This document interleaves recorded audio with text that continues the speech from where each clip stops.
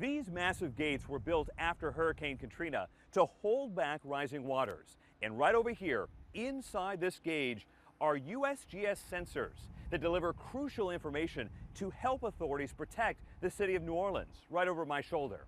Now, a new partnership is bringing the issue of a changing climate right into people's homes.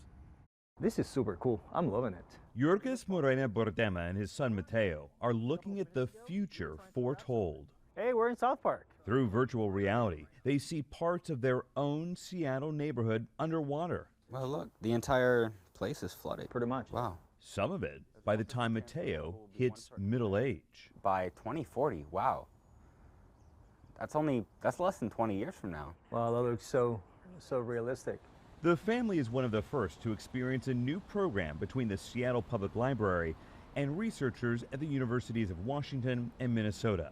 Just like checking out a book, You can move the sea level. families can check out projections of a changing climate in their own home. What was it like? I didn't realize it was possible for the sea level to rise that much. Like, it was at our waist where normally it wouldn't even be at our feet. And I think that's kind of crazy. The family already knows the power of increasingly extreme weather, chased out of their non-air-conditioned home last year during a record-breaking heat wave.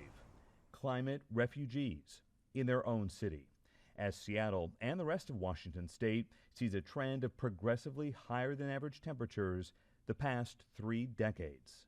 Definitely something is changing. Whether you want to accept it or not, it is happening. It's definitely happening. The threat is not just in the Pacific Northwest. To gauge the impact, the National Investigative Unit sent an exclusive survey to every county in America and all cities over 50,000 people.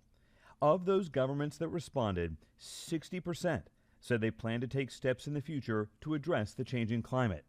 And less than a quarter, 23%, say the issue has been controversial in their community.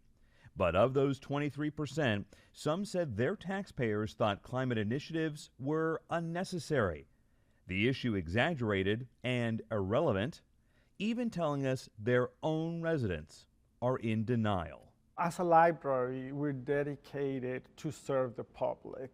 Juan Rubio leads the Seattle Public Library's virtual reality project. You relate more to it, and then you're going to really care more about this. It's more live, it's less dry, right? And perhaps it will spark action.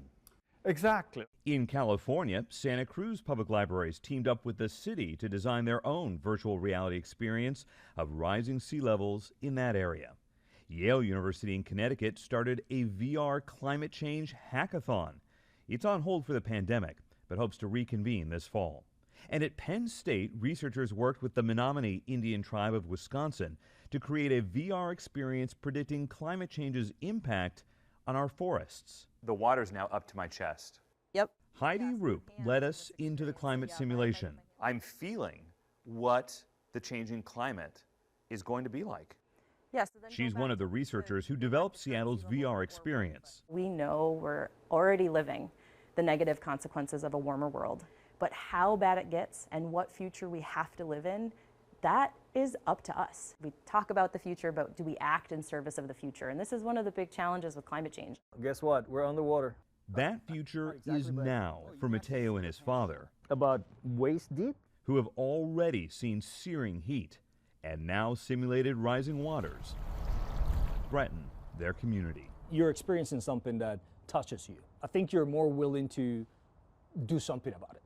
And get this, sales of all virtual reality headsets are up 70% last year over 2020. It's that growing immersive experience that lets people see the effects of a changing climate and see why massive gates and protections like these are increasingly needed. In New Orleans, I'm Chief National Investigative Correspondent Mark Albert.